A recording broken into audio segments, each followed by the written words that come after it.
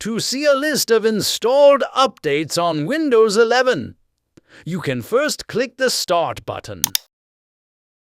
You can then click Settings, Windows Update. Here on the Windows Update screen, we can click Update History.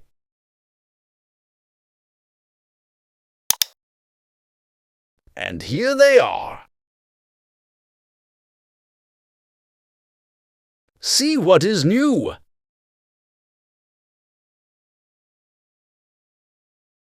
We will return to the previous screen. I am going to opt to get the latest updates as soon as they are available. The only thing left to do here is to close this window.